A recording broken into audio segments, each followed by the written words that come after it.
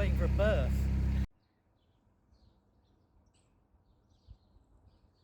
Assalamu alaikum wa rahmatullahi wa barakatuh. So this is the Spey Valley, which I'm also lucky enough to live in some of the time. We're building a kitchen, or we're trying to.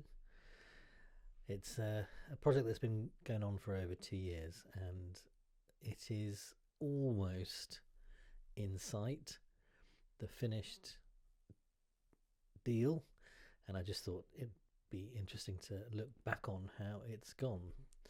So we decided to go with an architect because we'd used one before and that was a great experience. So we went with a company called Brown and Brown because their stuff's lovely. We didn't realise quite how high-end they were. This is what the house looked like then. It still pretty much looks like it now, apart from this area here, which was the old kitchen. The house itself used to be a bed and breakfast, and we are thinking about offering bed and breakfast at some point in the future again. We wanted to get the kitchen to fit the way we lived a bit more than it did in its existing layout. So we're lucky enough to have quite a big plot, so over half an acre in the Cairngorm Mountains, and this is the kitchen that we were going to rebuild. This is the ground floor. This is the layout of the old kitchen. It had a door to the side. This is a stone wall. It's still there in the new proposal, but all of this has been demolished. We were given 3 options, which was a fun exercise to look at. So that was one, that was another, and that was the third. Wondering what people would have gone for. There was interesting outsides, really interesting volumes and windows. I particularly like this corner window here, and then different choices of materials. The interiors are all very modern and very sleek, and there was some added extras. So this was a writing studio, which is sitting on top of the space that we want to eventually turn into our chicken coop. So we had to say no to that one, although it would have been nice. What we definitely did want was an outdoor kitchen, and this is the design that we went for. The scheme was approved in principle in February 2023, and then around 18 months later in July we actually started the build. So lots of exciting things happened at the beginning, including demolition and the arrival of the first of many tipper trucks.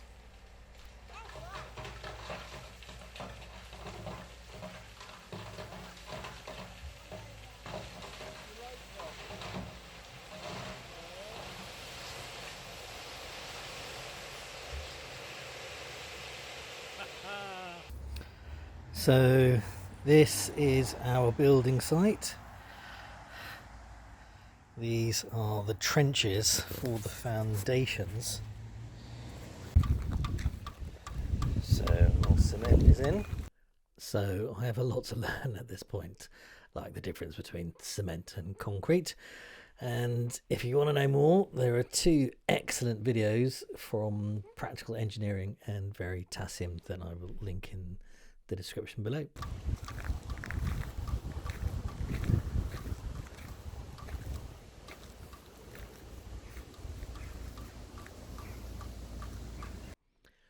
So these things here are really interesting. This is what the steel beams are going to sit on, and the degree of precision required to locate these things was a real eye-opener. So shout out to Jim and Roy, who built the foundations and put most of the walls up. So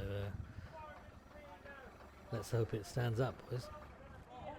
So it has been really amazing just watching this building come into existence, having just been a figment of people's imaginations, and seeing it for real allows us to discover new aspects like that view and how the space changes with the seasons.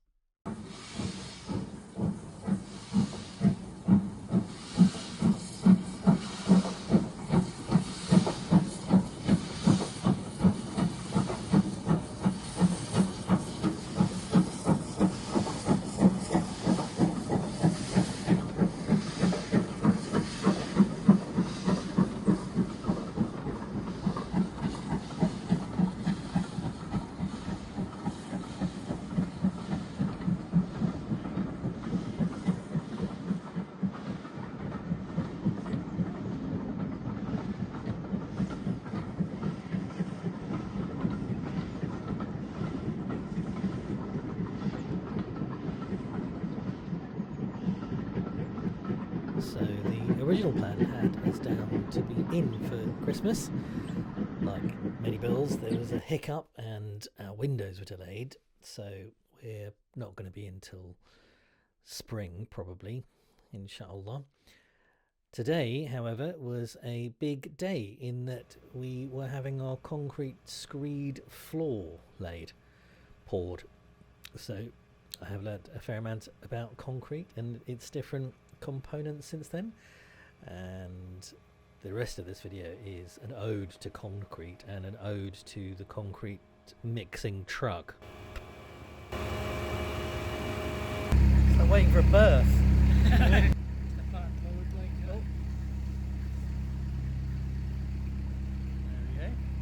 So the concrete was loaded onto the truck in a place called Dufftown, about an hour away, and it's being loaded onto a hopper. And before it can be poured, its consistency is checked by using this thing called a slump test. Is that the slump?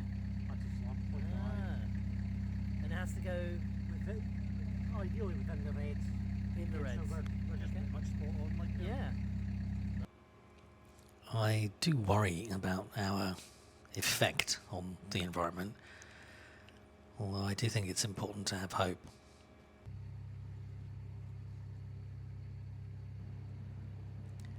The build has been an opportunity to think hard about how we want to live and then configure our world around those aspirations.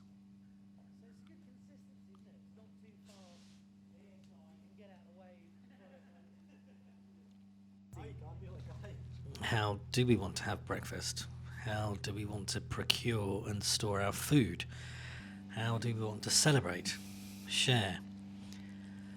Most importantly, how can we honour the clay in the bricks, the sand in the glass, and the iron in the steel? How do we show our appreciation of what created them? What Muslims call Al-Khaliq, the creator. We'll let you know how we get on, inshallah.